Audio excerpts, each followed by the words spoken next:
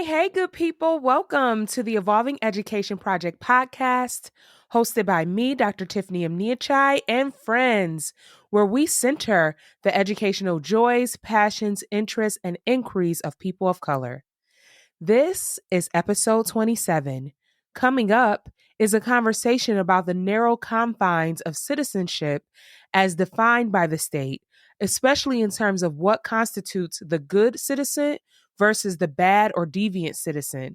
We also uncover the complexities of civic engagement, recognizing political strategies beyond voting, and the needs for collective action and engagement in radical organizations. We would like to begin by shouting out the cities of our newest listeners. We have new listeners in Oakland, California, Denver, Colorado, Minneapolis, Minnesota, Phoenix, Arizona, Baton Rouge, Louisiana, Chandler, Arizona, Aurora, Colorado, Palo Alto, California, Santa Cruz, California, Decatur, Georgia, and Providence, Rhode Island. Our audience is growing, y'all, and we know it's because of word of mouth. Thank you so much. We appreciate y'all for pressing play and listening in your car, at the gym, on your walk, wherever. Please continue to share this podcast with others. I also want to shout out one of our listeners with the Instagram handle, Doctora.Lopez. Thank you for following us on Instagram and liking a couple of our posts in a row last week. Only the real listeners know to do that. Wink, wink. Today marks the beginning of our new series, Youth Resistance, Unsettling the Good Citizen, which is inspired by the book, The Promise of Youth Anti-Citizenship, Race and Revolt in Education, edited by Drs. Kevin L. Clay and Kevin Lawrence Henry Jr. Today, we will be interviewing the editors. Dr. Kevin L. Clay is Assistant Professor of Black Studies in Education at Rutgers University. His expertise and research interests include political education, community-based Black education, social class, and political economy. Dr. Clay came to research and the professorate with experience as a youth worker assisting urban high school students with accomplishing their academic goals. Noticing the many structural inequalities faced by students, he used education as a pathway for youth to make sense of the social phenomena they experience and to resist and fight against their oppression for liberation. Kevin Lawrence Henry Jr. is an award-winning scholar of race, racism, and education policy and practice. He is an associate professor in the Department of Educational Leadership and Policy Analysis at the University of Wisconsin-Madison. His interdisciplinary scholarship revolves around the intersections of school choice, market-based approaches to education, specifically charter schools and the charter school authorization process, political economy, the politics of education, anti-Blackness, educational justice, and Black educational imaginaries. Specifically, Dr. Henry's research examines how the persistence of anti-Blackness and white supremacy shapes Black people's educational experiences and how the perspectives and practices of Black educational actors can reshape and transform the field of education to be more just and equitable.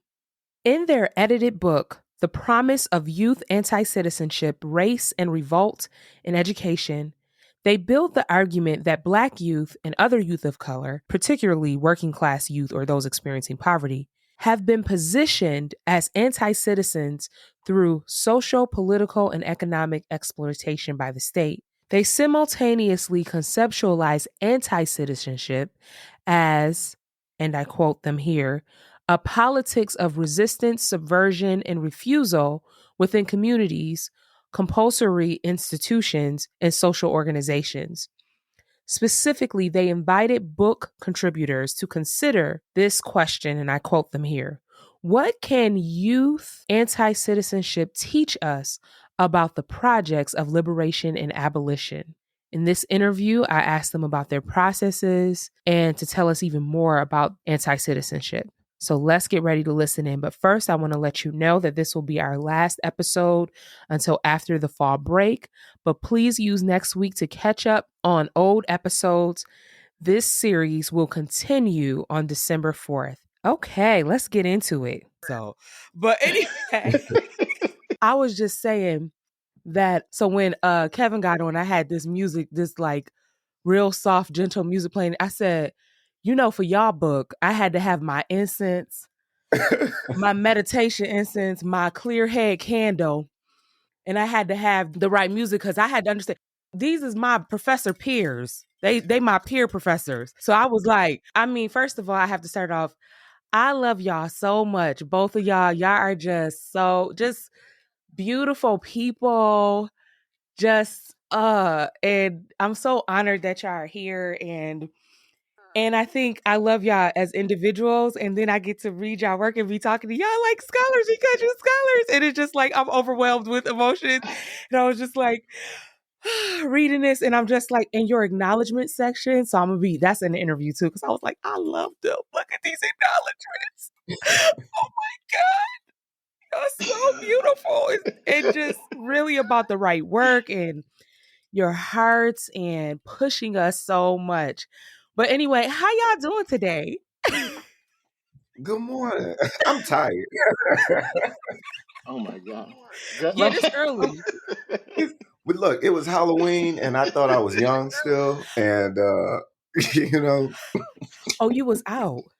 Are you I out? was out. Okay. I was out. You was I was, outside? Oh. yeah, I was outside. Oh, did you I don't have know why. Oh, that's wonderful. Because Ooh. I needed to be inside. That's the problem. Oh. Oh. This bounce back ain't what it used to be. Oh. It's not. It's No. not. No. It's not. No. Life is different. Uh-uh. And It's different. it is different. Did you dress up? I was Wednesday Addams. That's crazy. I gotta see those pictures.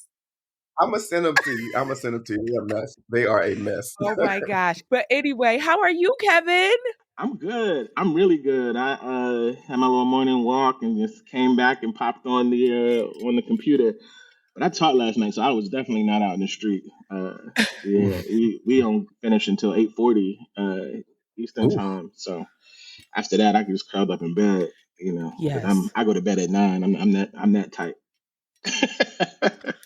that's real. That's real. I'm, I think Kevin sound like Kevin. It's two Kevins, so I'm gonna do Kevin Lawrence and Kevin. So Kevin Lawrence, because they'll be like, "Who is you talking to?" But Kevin Lawrence sound like he go to bed early too because he messed up today. Listen. This is not my life. This can't be life. This can't be life. I need um, my rest. All right. I need it. Yes. Okay. Well, I'm gonna get started because I gotta respect people's time. I'm so happy y'all here. I just want to keep with y'all, keep going. But we got to talk about this amazing collection that I am so excited about. So the first question that I want to ask you all. Let's see if I ask it in a good way. And I also want to tell you that you could change these questions. You could say you could like throw the question away. This is your show. You say whatever you want to say. You take it. Y'all take it how y'all want to take it. You hear me? Okay. All right. Timmy, you gonna be wilding today. I can already tell. I am. I'm too excited. I'm too excited. I love y'all so much. So I'm just like, what? And I'm gonna say why I asked it. So when you hear this title is just like going in. Like, the title is just like, we are not about to play with you. Like the promise of youth anti-citizenship. And I want to know what made you decide to start us off. What made you decide to put this collection together? What were you wanting to see more of Hmm. in the field? What conversations did you feel were not happening? Or what do you feel was missing that you needed to put this collection together? Yeah, thank you for that question. I just want to start by saying to thank you for having us. Absolutely grateful to be here. I've been a fan of your podcast since you started it, so I was I was hyped to be able to get on your show. So this is a dope opportunity for me, and just happy to be here. Um, so here's what I can say. So some of this is animated by um some of what the impetus is some feelings I have about the field in particular, like some of the things I have been reading in social studies education. I was working on a paper on social studies ed with a colleague, my former advisor. And some of the reading and writing that I was doing kind of fell short of the words I was able to marshal in service of the argument I was making fell short, and I kept being disillusioned with this notion of like civics and citizenship as sort of like a pathway to true liberation.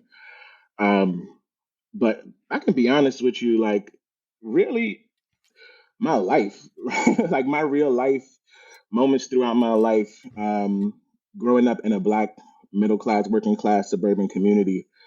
And I think the way that black folks in particular are kind of like, especially black middle class folks, are ushered into a sort of logic about black middle class ascension and our ability to sort of like integrate into the fabric of the American dream if we sort of just follow the rules that have been set out for citizens, work hard, be kind, do all the things that, you're told to do, and you can experience a life and livelihood that, is secure and joyful.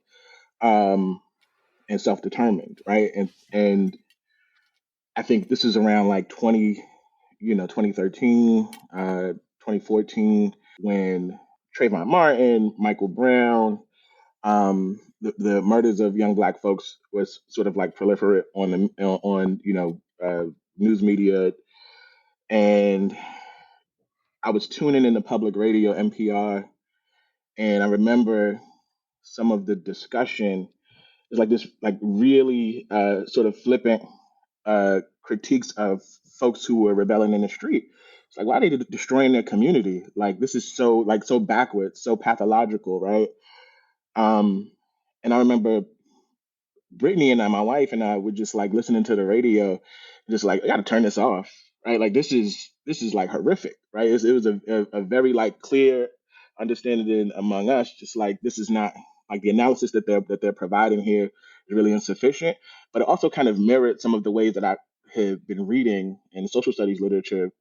It not necessarily a pathologization piece so much, but just a common sense of like abiding in the civic institutions that the state has afforded, and those institutions being a real reprieve from the onslaught of harms that the state has brought to black folks.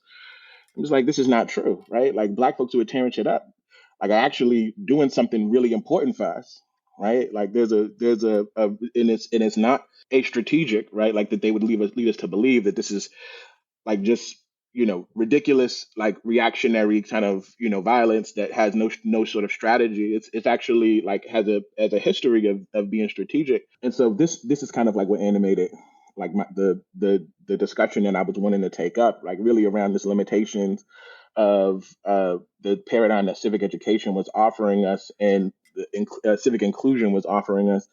And I was invested in the kind of rethinking, especially for folks who come from communities like mine, uh, like walking with folks who grew up like I did, rethinking like this model that we have been provided, right? Like what what has it given us to follow this model that we have been ushered into?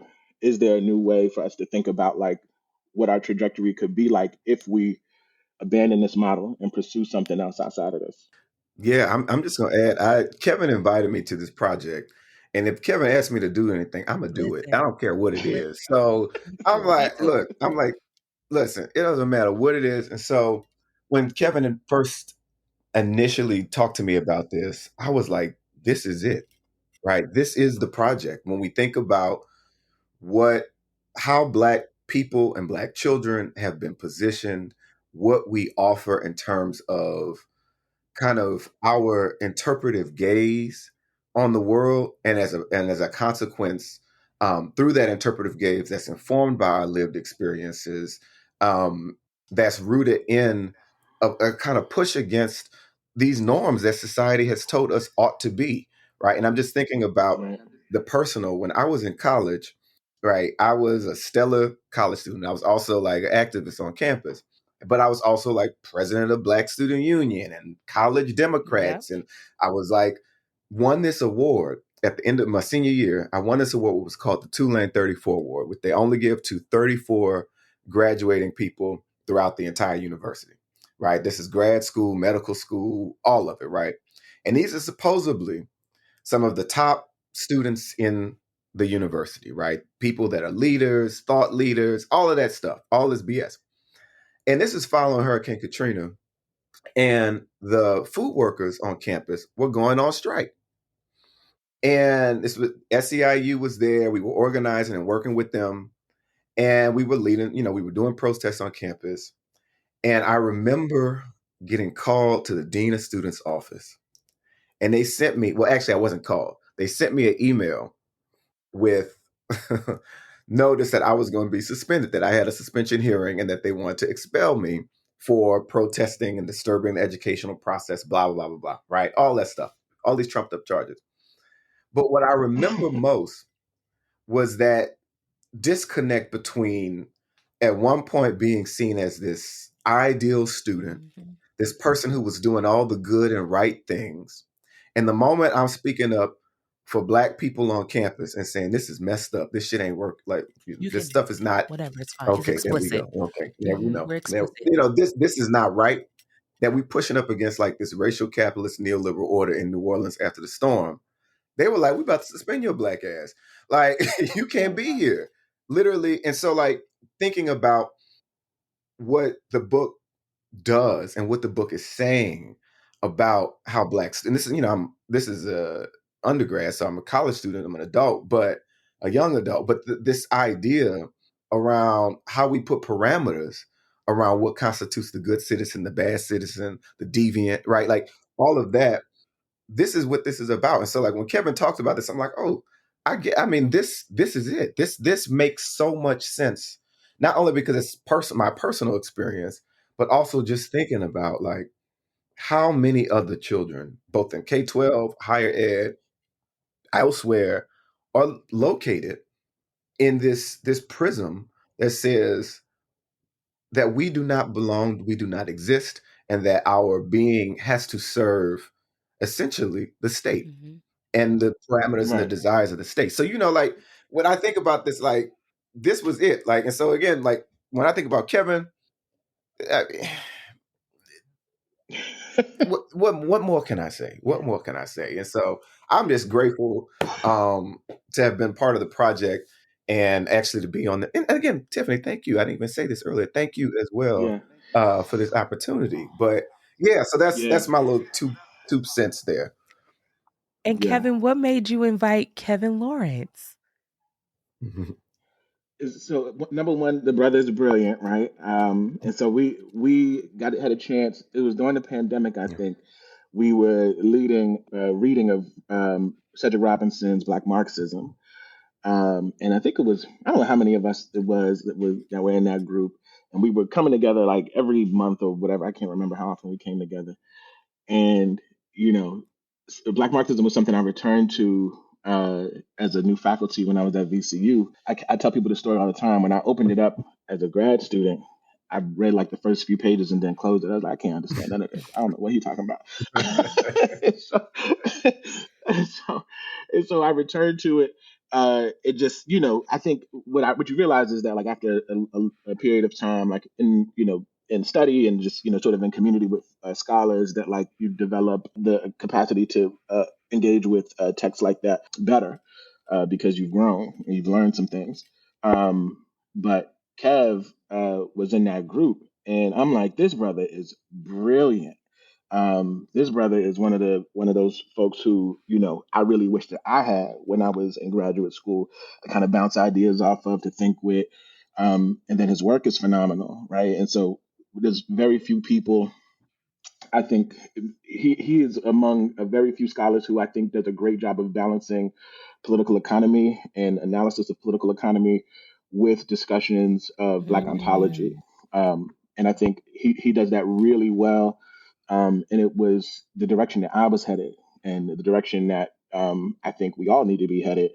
And so I think what he offered in terms of, just insight in that sort of theoretical realm was really, something I really needed to tap into, because I wanted to shape the volume in a way that really helped us kind of like deal with all of these nuances around like how we're thinking about Black self-determination, self-determination of and liberation of all people, but Black folks in particular.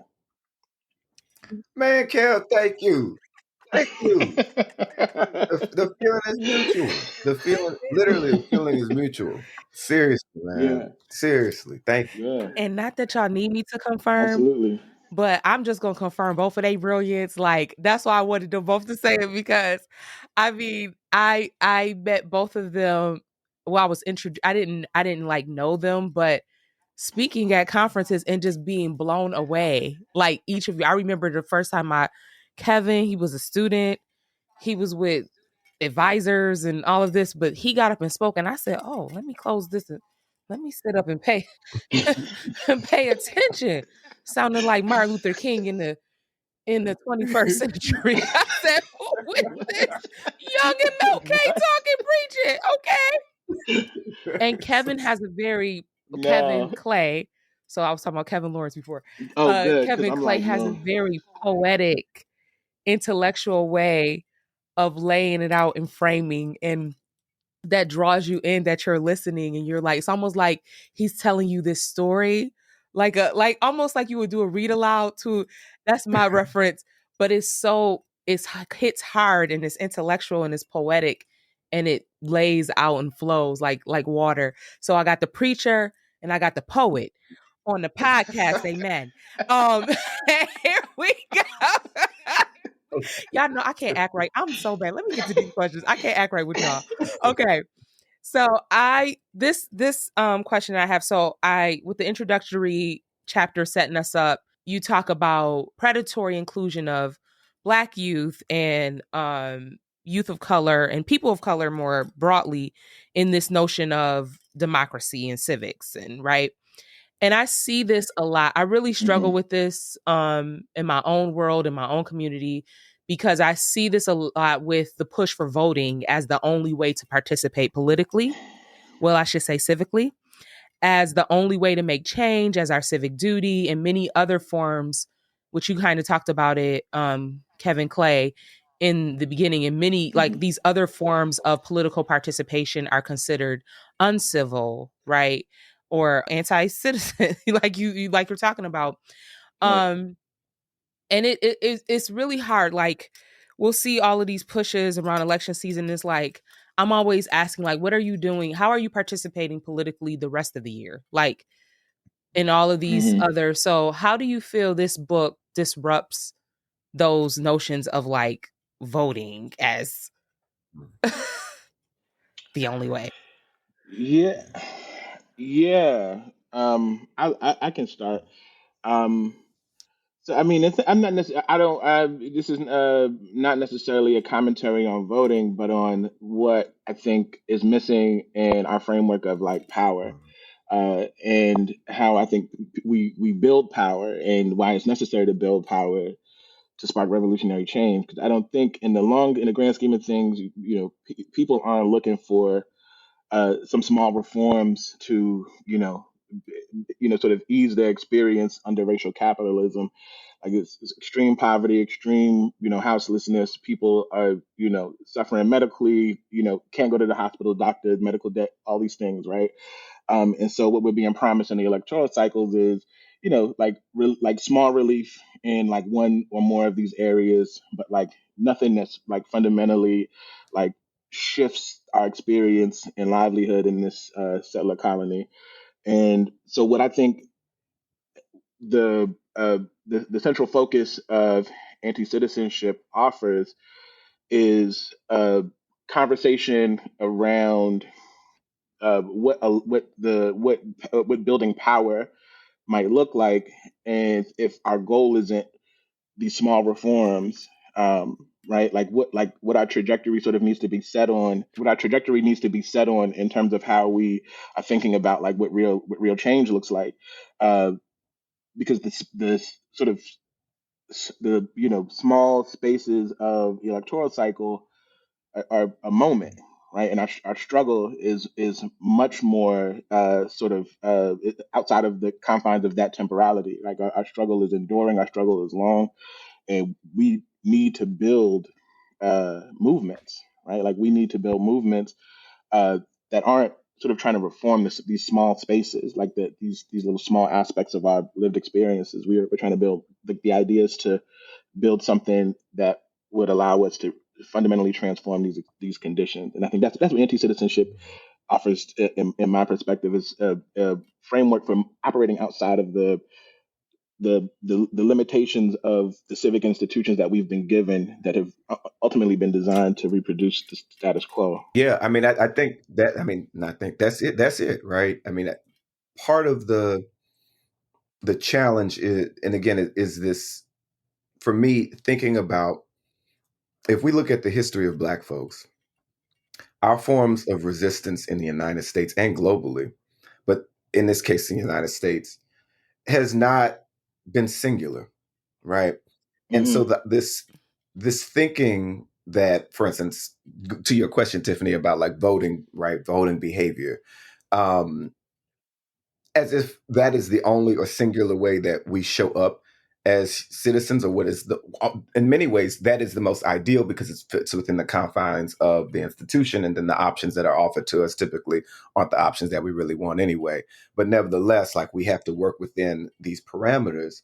But as I think about like, oh gosh, there's this new book that just came out. This is political scientist. Oh god, it's called Clothes for Democracy. I can't remember her name, and I feel Mm, terrible that I can't remember her name. But mm, part of what she gets at in that book, it's a sister at Northwestern. But anyway, part of what she gets at this book is how when Black people show up in very traditional ways of democratic participation, first she's focused on school closures and how Black people are protesting these school closures, right? What often happens is that those protests, those forms of resistance go unheard, right? They're included in the process, mm, included in the process. I don't know if is this going to be shown. That was air quotes in the inclusion Mm-hmm. part. But like that doesn't translate to something. And as a consequence of that, it further pushes Black people towards like a type of civic estrangement, right? Votes are not feeling this kind of democratic project, and as a consequence, their ideas of their citizenship, they are locked out of what is seen as being citizens. She focuses on Chicago and Philly, but as I think about her book and I think about your question and I think about our book, part of what I imagine is like if we only see parents resisting school closures in like at the school board meeting, right? And we miss a whole host of mm, other ways that Black people might seek or fight or move towards freedom in whatever capacity that might be outside of just this narrow confine. Mm-hmm. Because whiteness and white supremacy and racial capitalism gonna do what it's gonna do, with or without us, and particularly with us if they right, can, right? And so this book, I think, in right, some ways offers kind of an existence proof of the ways that Black people and brown people and queer folks and like how people are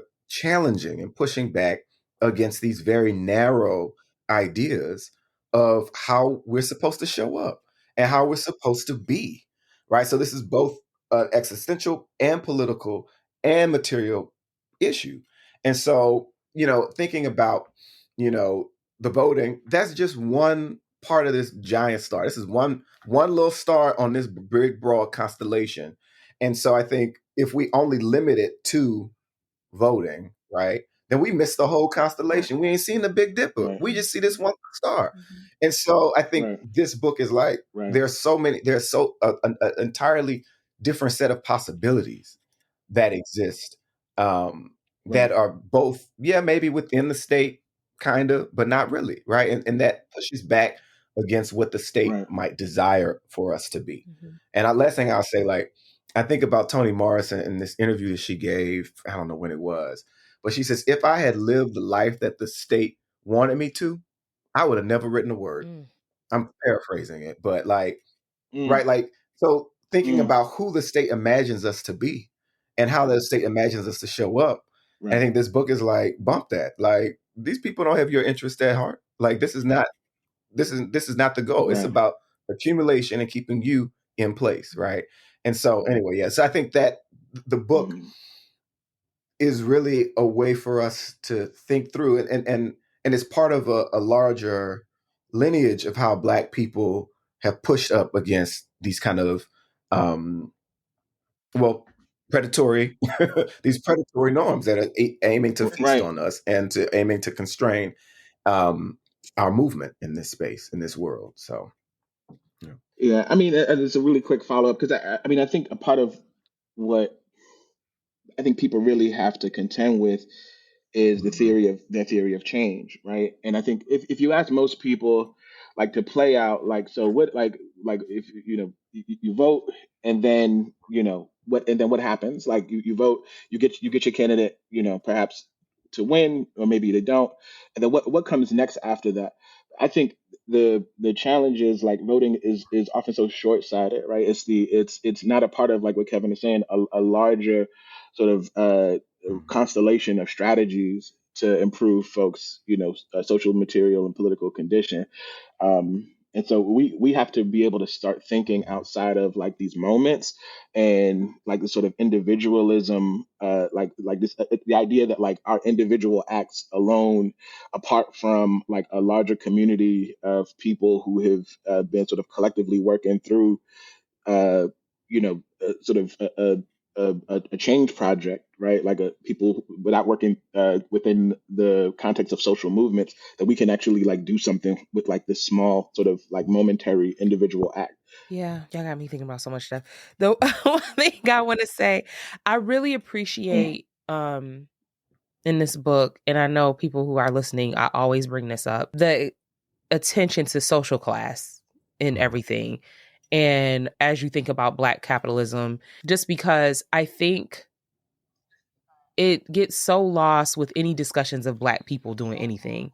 And I think we have to talk about the intersections of that. But what I'm really interested in is something that you said earlier, Kevin Clay, about the ways the Black middle class is ushered into this civics as like a promise. And I notice, because I don't want to make an assumption that that middle Mm-hmm. class people can't be anti-citizen, but we do see it Mm-hmm. more in the working class folks, the hood, what you want to call the hood. Like people be talking like the hood folks is why we got what we got. So you better chill. Like we would have half of the stuff we have without the hood. Okay.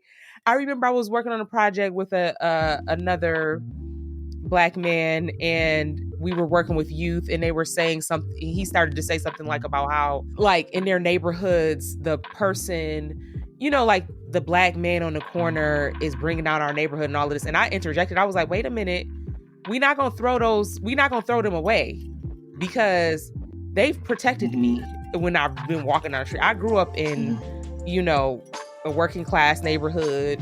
The church that I went to was in a very, probably like a lot going on, a lot of stuff going on, a lot of different people Right. living their lives trying to navigate. And so I'm like, Right. I would never throw those people away and say that all the problems in our neighborhood is because of these folks, whether that are not conforming in particular ways, are navigating, are trying to figure out, that don't have that many options, right? And how these neighborhoods are constructed in a particular way. The neighborhood I grew up in, we didn't even have a grocery store. Like it was like you went to the corner store, and you went to, so sometimes we had a car, sometimes we didn't. And so like you going to get stuff, you Right. going to Rite Aid, the grocery store, or McDonald's. Like that's created that way. And so I just think like sometimes we don't acknowledge all of those fast, as someone who grew up with that reality. I'm just like, it's not that simple. Like, and so you can look at these, judge people for all these things. And then how we have to understand that, and how that's where I got my activist spirit, like from, is from those communities. Mm-hmm. And or I'm gonna say spirit because I don't know if I'm a real activist, but I like to respect those terms. But I'm gonna say my spirit and my fight, because when you living in those in certain type of conditions, like you just see things like it just gets really real real fast, right? and Right. and so I guess my question is, and then okay, so I'm gonna get to the point. And then we're encouraged to Mhm. move, and so like, you move into the middle class, and you still have that working class on you. It doesn't leave you completely, but you may have more income, but that income that you have is not the same as somebody else who grew up working class. That income, it's just not the same. And so I want to know, like, how do you get ushered into this like civics as you get into because the town that I come up from, that Mhm. I grew up in, it's like it's a blue collar town. It's a Rust Belt city. And so you see this in Black Right. communities where people, you know, have just maybe a generation or two transferred over into the middle class, right? And you see this certain, it's like a grooming process. And I'm like, how does this happen? Like that you become okay. So that's my question. If that I went all over the place. No, you didn't. So how does it happen? Well, I mean, I think part of me like is just wanting to think about this historically, uh, in terms of like the trade off that happens like at the twilight of the Black Power movement, and what we see is sort of like kind of the promise that's given to Black folks for electoral representation, right? So we see the expansion of like Black political class, the Black a professional managerial class, and Black folks are told, hey, invest in these systems. We can get you, higher wages. We can get you opportunities to ingratiate into the middle class.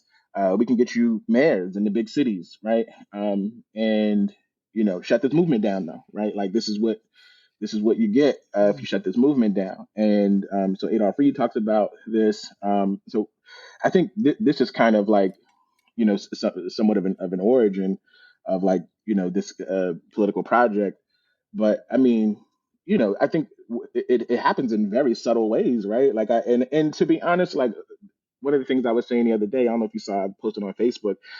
It be people calling themselves middle class who don't really be I middle did class, see that. right? Like, That was right, so Oh yeah. right. brilliant and right on. It's so true. Like you struggling. You struggling, Mhm. sis. You working class. Yeah, yeah. And but I think we're invested in it as like a political identity almost, right? It's like to separate ourselves from people who we think we're doing better than. And I think a part of what comes with that is just like the loss of Mhm. solidarity, right? We start to see ourselves as better than these other folks, and what you start retreating into individualism, right? And that's I think the way it happens in our churches. You already know, like, but I digress. Yeah. Yeah, I mean, I think, how do we become? How does that happen, right? I think one, I'll say this. Like, I'm thinking about like Frazier's like Black Bourgeois work, right? And so like this Hmm. project is an ongoing, long-standing project to do this kind of division within the Black community, to have these kind of spheres of Black folks, right? So you could think even just in terms of the plantation system, right? You got field folks, you got house folks, like these. And I'm not saying that Black middle class or house Negroes or anything like Right. that, but what I'm Right. I'm trying to say is that this project of racial capitalism is very much interested in these divisions, right? And has historically been set up in such a way to kind of squash solidarity, Yep. right? And you can think about, like, for instance, Bill Watkins, and I think it's like a 93 piece. He talks about like Black curricular orientations, right? And he maps out like these are various ways that Black people show up curricularly in Come on, terms of how we. citations. Citations. Y'all gonna have a whole list in the show notes. So Dr. Dr. Henry, come on, citation. The professor is in. Go ahead. you Sorry know, to interrupt. but like, I'm thinking about like how that occurs, right? And Kevin had mentioned, for instance, like the Black church, like all of these projects, whether it's religious projects, whether it's education, whether it's like the labor projects, like all of these projects are part and parcel to a project that is, it's ultimately about dehumanizing us and separating us, right? If we think about Mm-hmm. American or Western liberalism, right? The whole premise, part of the Mm-hmm. premise, is about the primacy of the individual, right? So it's me, Mm-hmm. like, what was it? Descartes, I think, therefore I am, Mm, versus Ubuntu, I am Mm-hmm. because we are, right? yes. That's a totally different Mm-hmm. orientation, Come on. right? And so that project of liberalism is intent on trying to make those divisions and separations that actually, folks be like, we real, heavy on the American, light on the African part, right? Like that is part of,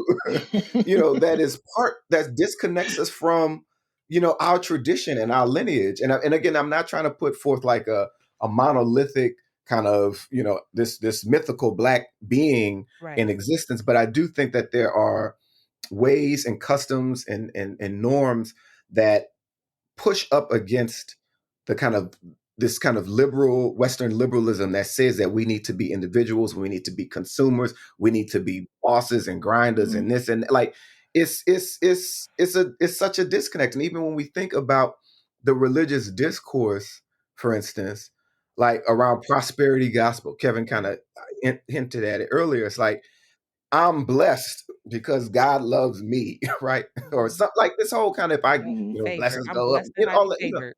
yeah, I'm God's favorite. As Mhm. opposed to like, you think God is interested in this whole capitalism thing? Like, that's how this is going? Like, and so, Not my God. so I think part of the entire narratives and structure of our society, both discursive and material, is about disconnecting us and quelling any sense of community or connection in a way that immobilizes us, right? And so like Mm-hmm. I think because we're in like such a consumer driven, everybody wants to be a celebrity, Mhm. it it feeds into that. And so therefore it helps to it's part of this project of distancing that is this kind of atomizing of us that is, I think, central to like Right. a racial capitalist project. And so it's not surprising that when schools and churches and community, like all of these social and political institutions tell us this, that then this is what we start to see happening, right? Mhm. And Mm-hmm. we don't really talk about some of this stuff, but like there's something, I'm not like a psychologist or anything, but there's this whole thing about like libidinal economies and like things that make us feel a certain type of way. So it Mhm. feels, it's not just Mm-hmm. I want to be different. Mm-hmm. It feels good to not be them, Mhm. right? There's a serviceability that's at stake, right? And that and Mm-hmm. that's deep as hell, because when you like I'm not you, then it feels good to not be you. Then who the hell are you? Like, I mean, so it's like, so there's something Mm-hmm. else, there's lots of moving parts, I would say, but there is it's a project that I think is located or deeply rooted from the very beginning. Not very beginning, I don't want to locate our lives within slavery, but like from this project of chattel enslavement to today, like that is also, and Mm-hmm. by chattel enslavement I mean like the advent of racial, not that's not the advent of racial capitalism, but like this racial capitalist project is, this is how the Mm-hmm. West wants us to be.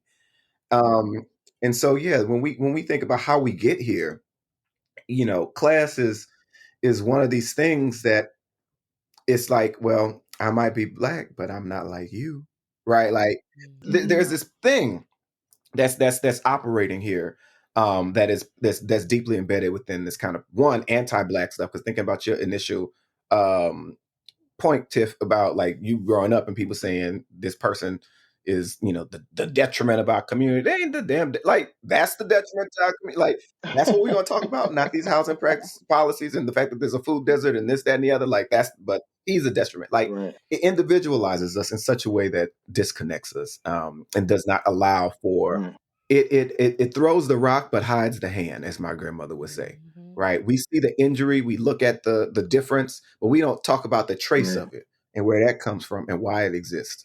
I'm very Mm. interested in the collective nature and aspect of anti-citizenship as you conceptualize it.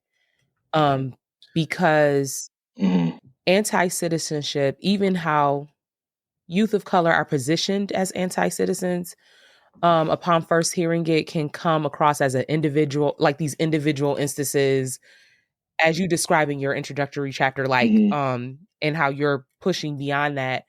But, I think we're here anyway. I had this question, but I think y'all taking it here anyway.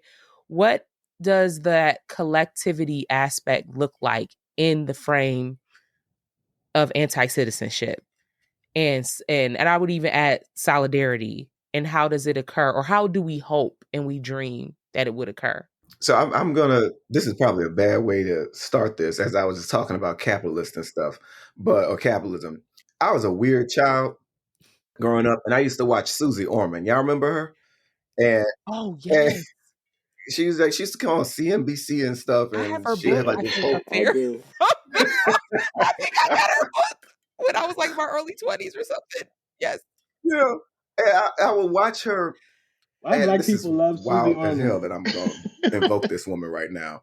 But at the end of her show, she would say, "People first, then money, then things." Right? And I think about this idea of like how we show up and how we bring this, how we come to be like these in community and in solidarity with each other. Part of that is about this relationship part, right? Like if we're not in actual relationship with each other, we're missing this entire project, right? Like you, and so for me, as I'm thinking about like, if I'm understanding the question, Tiffany, if it's part about being actually in relationship, and I think part of what happens post Brown is that some of those that literally just the spatial stuff is shifted, right? We got black people that we ain't in the same hood no more, we're in the same community, right? Like, and Hmm. so going back to your initial the previous question about middle classness and stuff, like that distancing, that social distancing, um, is part of a kind of political distancing as well. And so Mm, being in right relationship and in solidarity with folks is to me something that is critical, right? Because I'm thinking about even just the students in my chapter, like, I mean, they're in this space together, and what's happening for them is not disconnected to what's happening to these other students in these other KIP charter schools as well, right?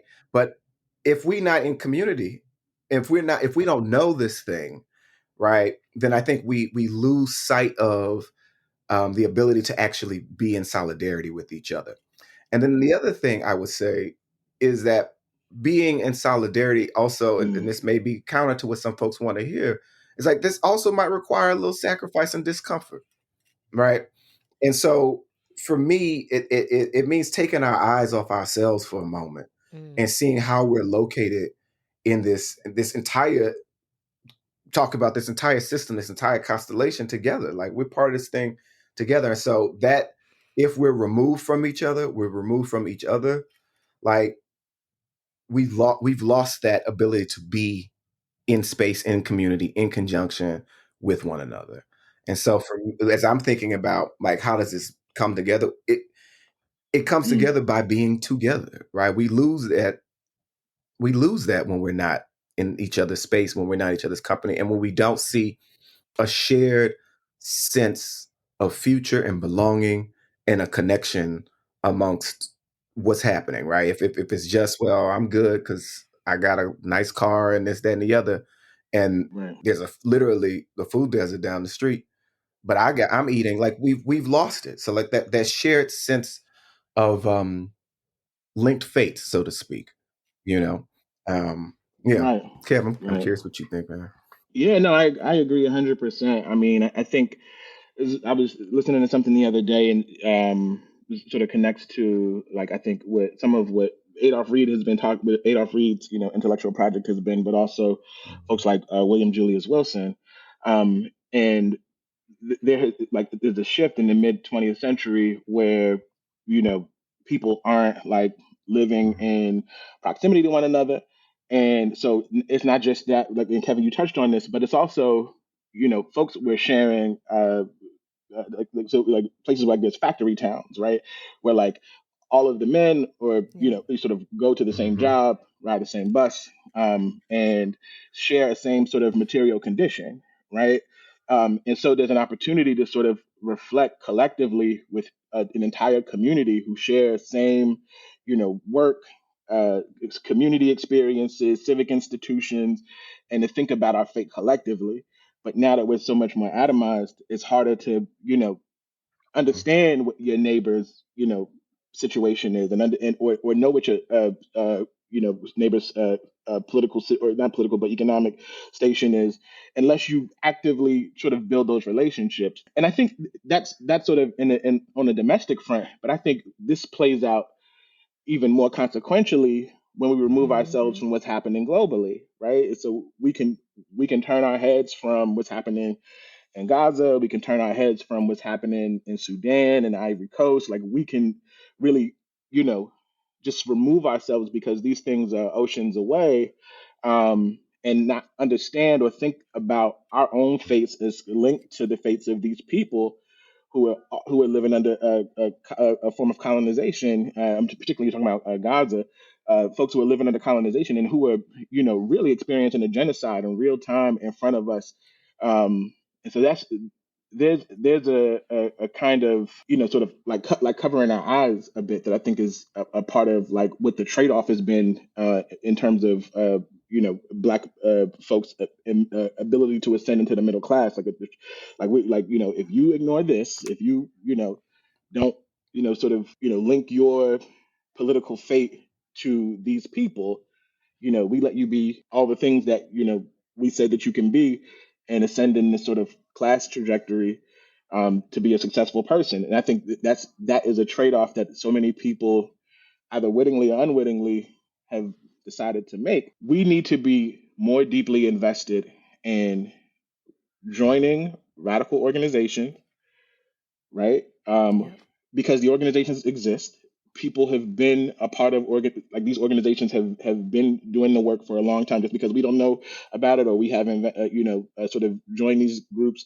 That's one of the things I hear people say is like, oh, people just pop up every 4 years or whatever. Mhm. And I'm like, people have been organizing. People like you pop up every 4 years just to critique, the Democratic Party, but you're not Right. doing nothing. It's like, well, no, that's you. You know what I mean? Like, right? Like that's you. But there are people who have been organizing, doing mutual Mm-hmm. aid, doing political education, and so we have to be more invested in finding out about orgs that we can participate in and sort of lend to the collective efforts that people are, sort of organizing, and then also commit to social movements, right? Like we are professors on all of our campuses. Students were in encampments and protest of their university's investment in the genocide. Um, and how do we show up for them? Right? Did we show up for them? Right? And we can implicate ourselves here, right? Like, as folks Yes. who are part of the Yep. professional managerial class, do we make space and room in our lives to actually build with young folks, build with radical orgs, to do the kind of thing that would actually transform the material conditions of the people who are suffering the most in our world right now? And those people oftentimes are not in the US. Those people are overseas, and the US is directly implicated in their suffering. And we kind of like just sit back and Yep. like, we're okay with the Mhm. trade-off. We don't say nothing. We don't do nothing. You let us be safe and you let Yep. us be I secure. appreciate that because it's going to cost you something. Like to Hmm. really live Mhm. this way, it Yeah. costs something. Right. Even if you're not being an activist Absolutely. in the same way, you lose people. Like you lose friends, you lose people, family members sometimes following you. Like the more conscious I become, my group gets really small. Mhm. Like it Mhm. gets really small. Like even with family, Yeah. even with Absolutely. other people in the field, or they see you, people I grew up with, they see you as like scary, like you're a threat. And it's Mhm. like, I'm love. I don't know Mhm. what you see and Yep. scare. I just want us to do right by everybody, not just Mhm. some people, you Right. know. Right. So I have two Yeah. questions. If y'all got, I got one for you, Kevin Clay, and one for you, and this is about your acknowledgement sections. And I think this is a good way to end. Okay.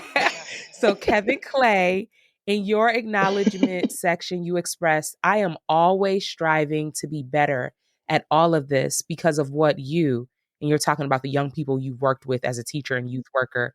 saw in me that I Mm, don't always see it in myself. So what did they see in you, and how is this mm. seeing also perhaps a form of anti-citizenship? So I did a so I for several years have been had been a youth worker um, through college access programs. Like this is between like 2011, I want to say, and like 2017. I had been a youth worker, and in the context of youth work, like I had always like been on some sneaky stuff trying to do political education, like trying to do, or at the very least do critical education, right? And throughout this entire journey, like my analysis of the world in politics has changed substantively, and in that thank you. I'm so thankful for the grace of young folks who showed up for those things, and like who we there's no young folks. I know as much as we sort of obsess about like indoctrinating kids. These kids will push back on you like, Yeah. what? Yeah, right. Like, nah, like that's not how it goes. So in that space, like in those spaces, young people have been very generous, and really important thought partners with me as I wrestled with like political lines and like sort of thought about like what it means to be a good teacher, how to be in community with young folks, how to show up for them, um, and like what real reciprocity is in the context of like the work that I do, and and so my last stage of like youth work, uh, I was doing, youth participatory action research, YPAR, with a group of young folks, and that ended up being my dissertation. And studying like sort of how their political analysis developed over time in that work, and then writing about that, and that will be the subject of my upcoming monograph. But you know, the relationships I built with those young people are still last today, and I was just texting with one of them the other day, who was asking me for pictures of my kids. He was like, on pictures I got are old. She's like, send me some new pictures. Um, so I think what they saw in me, and some of them at least saw in me, was someone who actually was willing to meet them where they were, in all of the ways that they showed up, and someone who was deeply. I think they saw me as someone, and I would try to be deeply committed to creating a space in the classroom that was centered in love and centered in like community building and centered in a real commitment to sort of developing a real critical analysis. And I didn't always, I fall short all the time, right? Like all of us fall short, and I fell short a lot in that work. But when I talk to young people years out, they're like, "What? Like we loved you. You did like it was, the best one of the best experience I've ever had in that program. Like that's the part I remember about that program. I don't remember anything. I don't remember the math or the English or whatever. I remember when we did they called it we called it research, but it was wild part. Like I remember that piece of like the experience.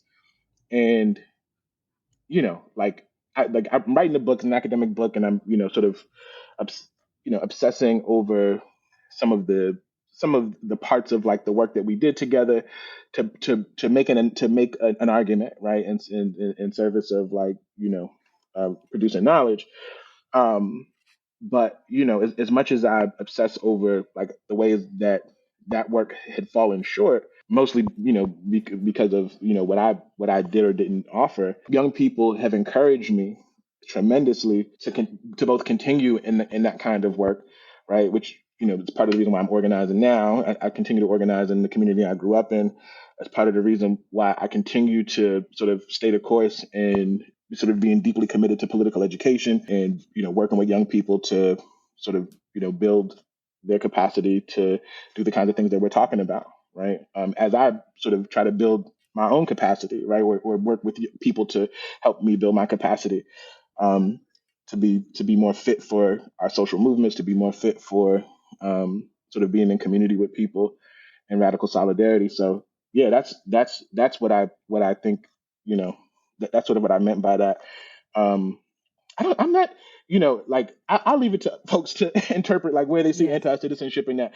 I'm not sure, but I do want to say, last thing is that there is a lot there's a lot of hard parts in there's really nothing like what we're describing is like there's really nothing easy, like nothing that we're saying is easy, for people to sort of get on board with, or be on the program with, and so I'm not offering any of this like sort of flippantly, like as if like just do that, right?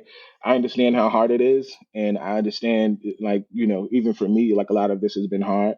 Um, but I think we do have to take some real serious steps toward like being in community. Kevin mentioned this several times, being in community with one another, um, and doing the work to really develop a more acute radical analysis, so that we can actually, build the kind of movements that we need to transform, our lives and our society.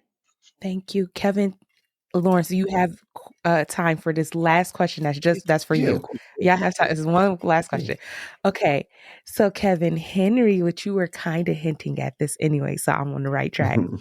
You claim in the acknowledgement section, it is love that keeps me and has kept me afloat and buoyed when ideas and Mm. words have escaped me. Mhm. Can we end with you telling us more about this beautiful and telling claim? Yeah, yeah. Mm. Um, yeah, I think, and maybe this is foolish of me, but I think it might be love that keeps the stars suspended in the sky, that keeps the Mm, sun burning, right? Like I think it is the most powerful force that governs this world. And maybe not governs this world, but that's in this world. And so for me, when I think about the love that I've received throughout this my entire life, whether it's been my mama who made so many sacrifices for me to even be, like literally just to be, right, but to be in mm, this academy, right, like the countless times that a lot of folks don't know, they tried to put me in special ed back in the day, right? um but that love, that dogged tenacity for her to fight for me, and to see, Kevin talks about this a little bit earlier, but like to see my highest potential, right, mm, Mm. beyond what I could even see in myself. So there's that familial love, there's that family love. Then it's the love that I've had from my students who push me to be a Mm. better person, like literally, right? Like I remember when I first started teaching, and I didn't know what I was doing. I'd like to act like I was trying to do something, trying to be all serious and stuff like that. But who saw my humanity in the fullness of it yeah. and allowed me to Mm. be me, right? And to push me to be a better version of me in my teaching, in my thinking, in my relationship with them. And so, I remember I had this student, we used to go on these like little college tours and stuff. And, you know, I'm sure we all had this story. And I think I might have told you this once, Tiffany, at the conference, but he was like, everybody's like, oh, he's the bad student, right? Mm, And this kid was brilliant. He just was not dealing with the Mm. bullshit y'all was giving him, right? right. Like, Mhm. kids used to be beating on the desk and this, that, and the other and all that. And I'm like, well, how about you write some bars? Right. And this kid came back the next day with just reams of stuff, right? All right. And I remember that he trusted me enough to give me Mm. or allow me to be a person in his life that could have an impact, right? And Mm. that to me is a sign of love and care, right? Like that I'm going to allow you Mm. into my space, into my life, into my academic world, my educational life. And to me, again, I talked about this relationship part, but it's all about those relationships. And so for me, when I think about like how Mm. I've been kept afloat, like I don't have to tell y'all know how treacherous these academic streets are, right?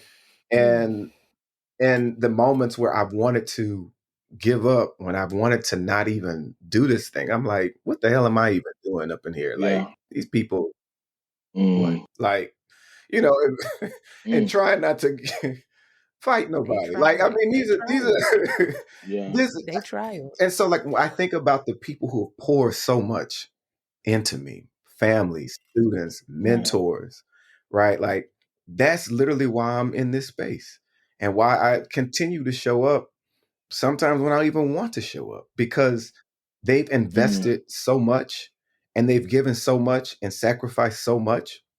How could I not try to return that love in whatever capacity I can, be it large or small? So for me, Mm. um, it is the love that sustains me, and it's the love that propels me to do the work, to do this work. Most of my work is about New Orleans. That's home, right? My people. And so Mm-hmm.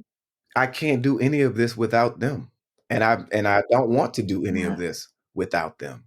And so I'm just grateful for that, because it's that pouring, it's that support, it's that encouragement, it's that the sacrifices they've made. Mm-hmm. And then so for me, it's a relationship thing. And so I'm grateful. I'm grateful for it. I'm grateful for it all. Y'all is so beautiful. Both of y'all. I love y'all.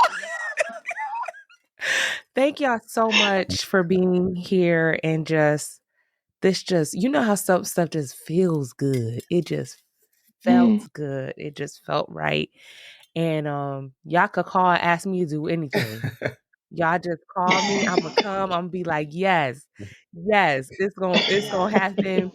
I just want you're such a good example in the academy of how to do the academy differently. Kevin, Mm. Clay, you're just always reminding us about getting being radical and doing the right work that we need to be doing and not being scared to do it and standing on business with that, because um we have to do that to have change. And Kevin Lawrence just helping us to remember how this is a long struggle, this is a historic struggle, and how we are a part of that larger struggle as we keep working every day. But thank y'all. I love y'all. Thank y'all for Love being you here. too, Stephanie. Thank you. Thank Thank you so you. much. Absolutely love you. And y'all have a Yeah. beautiful day. I gotta respect y'all time so y'all could come back if I ask you to come back. So okay. Oh man. Kevin Clay cautions us to remember that our struggle is enduring, long, and in need of constant social movement building. These realizations must always guide our political projects, whether our desired political candidates win or lose. For individual, isolated, and/or single acts alone, apart from community collectivity, will not foster the social change we seek. Moreover, as Dr. Clay put it, our own fates are linked to the fates of other oppressed peoples across the world. If you haven't already, get and read their edited book, The Promise of Youth Anti-Citizenship, Race and Revolt in Education. And I'm so grateful for them. I just love them so much, and I really enjoyed this interview, and I learned so much. And I want you all to benefit from their brilliant work so that we can just be better justice fighters in the world. Thank you for listening to part 1 of our Youth Resistance Unsettling the Good Citizen series. If something from this episode resonates with you, please share it with others and let us know via social media or through our website, evolvingeducationproject.com. The books, articles, and scholars mentioned in this episode will be linked in the show notes. Be sure to tune in for part 2 after the fall break on Wednesday, December 4th. We will be in conversation with several of the book contributors to think about how they understand the concept of anti-citizenship among middle school Black youth in Atlanta, Georgia, historically among youth refugees from El Salvador, and in the context of a Palestinian Muslim woman teacher fighting against genocide in Gaza who was positioned as an anti-citizen along with her students by school administration. Trust, you do not want to miss it. To find out more about the Evolving Education Project, to write in, or to join our listserv, check us out at evolvingeducationproject.com. And please subscribe to this podcast and follow us on Instagram, X, Facebook, and YouTube. If you can only choose one, please follow us on Instagram and love all of our posts. Support that doesn't cost a dime. If you've been enjoying our podcast, you can also support us by writing an Apple review. Favorable reviews help more educators, organizers, families, communities, and activists find us. We hope to continue to cultivate an authentic audience and community. We want you to help us to evolve over time and shape what this could be. Now that you know what we're about, let us know what you want to learn more about, authors that you would like us to interview, discussions you would like to have. Okay, that's all for now, good people. And remember, our episodes will resume after the fall break on Wednesday, December 4th. Alrighty then, we out and enjoy your break.